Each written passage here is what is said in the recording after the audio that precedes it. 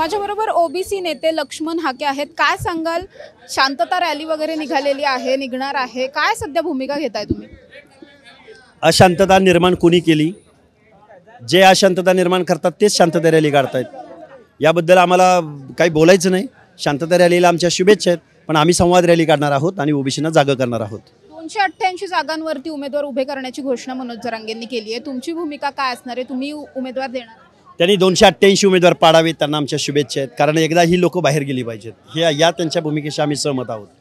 हक्क अधिकार, ओबीसींचे हक्क अधिकार, संविधान मानणारी लोक आणि तरुण नवीन जनरेशन पुढे आली पाहिजे आणि नवीन लोकांना संधी मिळाली पाहिजे असं आमचं। इतके ओबीसी नेते असून सुद्धा ओबीसींवर अन्याय होत आला असं वाटतं? इतके नेते म्हणजे लोकसंख्येच्या प्रमाणात खूप कमी आहेत, अजून खूप लोक जायला पाहिजेत, 5-50 लोक जायला पाहिजे। मी जाणार आहात? माझं तरी धोरण नाही, पण आम्ही 5-50 माणसं पाठवण्यामध्ये आम्ही सक्सेस। एखादा पक्ष वगैरे काढण्याचं अजिबात आता सध्या तसं काही धोरण नाही, पण भविष्यामध्ये आमच्या हक्क अधिकाराचं संरक्षण जर हे करत नसतील तर आम्हाला भूमिका घ्यावी लागेल। पक्ष वगैरे माहिती नाही काय होणार आहे ते।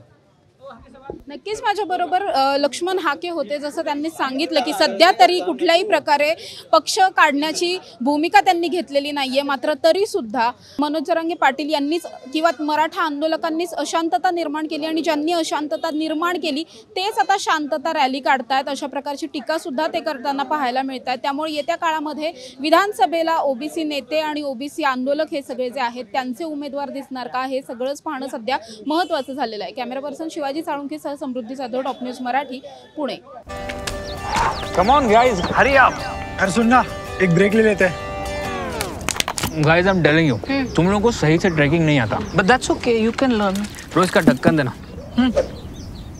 ये रेड वाला है, सही वाला देना। अबे ढक्कन,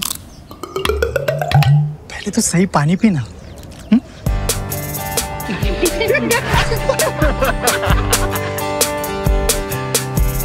Manikchand Oxyrich, proudly Indian.